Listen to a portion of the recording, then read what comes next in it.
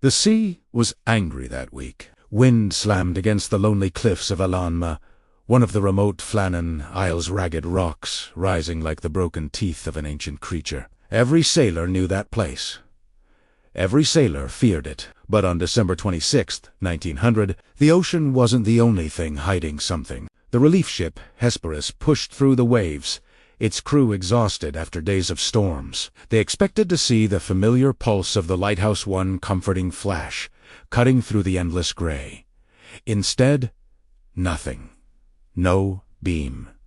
No signal. Only darkness. Captain Harvey stood on deck, gripping the rail. Something felt wrong. Lighthouses didn't just go dark, not when 3 experienced keepers were stationed there. But when the ship finally dropped anchor and a small boat neared the landing platform, the island greeted them with a silence so thick it pressed against the skin. The gate was closed, just as protocol required, but the moment they stepped inside, that illusion of normalcy shattered. The path was empty. The air felt unnaturally still. And the first sign of trouble hit them when they reached the storage shed. One of the oilskin stormcoats was missing. Only one. Meaning 2 lightkeepers at Minim had gone outside, wearing nothing but their indoor clothes, into hurricane-force winds. No one would ever do that.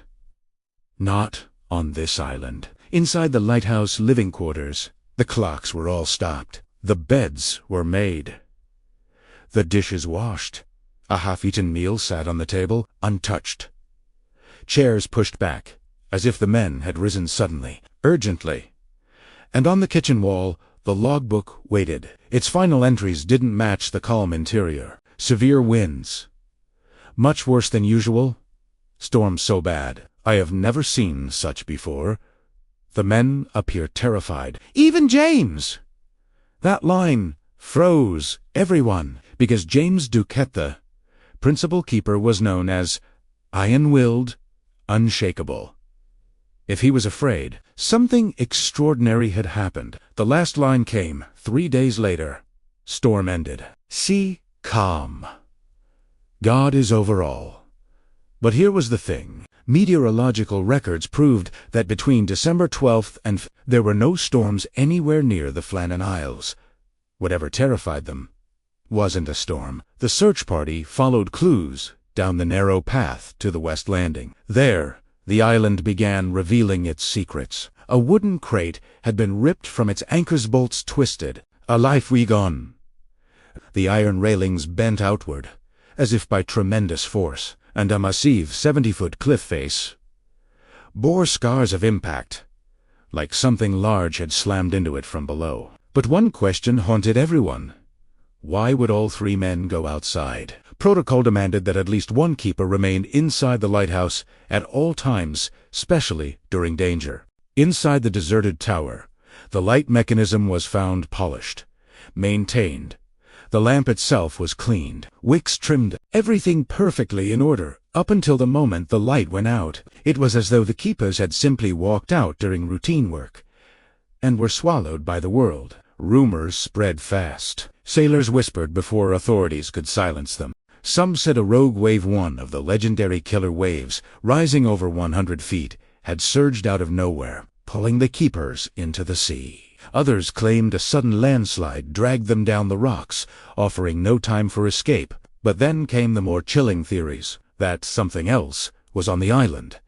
Something unseen. Locals spoke of strange lights around Eilean Morn, movements in the fog, voices carried by winds that sometimes sounded wrong. And then there was the legend of the Phantom of the Flannans, an old superstition about a presence that protected the island long before the lighthouse existed. Some believed the men disturbed something ancient, something that didn't tolerate trespass. Years later, another piece of disturbing testimony emerged. A seaman claimed that as Hesperus neared the island that morning, he saw something at the top of the cliffs, a figure, tall, still, watching the ship approach. When he looked again, it was gone. Whether he truly saw someone or something is impossible to know. The official investigation concluded that the men were swept away by the sea. But even in the report, the investigators couldn't explain why the coats were left behind, why all 3 men broke protocol, why the supposed storm did not appear in any weather records, why their fear was documented days before anything happened, or why the logbook ended with an eerily religious tone, completely unlike any previous entries. Over a century later, the lighthouse still stands, automated now, no keepers required, no footsteps echoing in its halls, no voices calling out warnings to passing ships. But sometimes on nights when the fog crawls over the rocks and the sea hums like something alive, fishermen claim they see shadows moving in the tower's windows, shapes that shouldn't be there. 3 of them, as if the keepers never left. And every December, when the anniversary approaches and the storms begin to gather again, the lighthouse light flickers just for a moment, as though someone is trying to signal the world, trying to warn, trying to be found. But the island remains silent, the mystery unsolved, and the sea always hungry.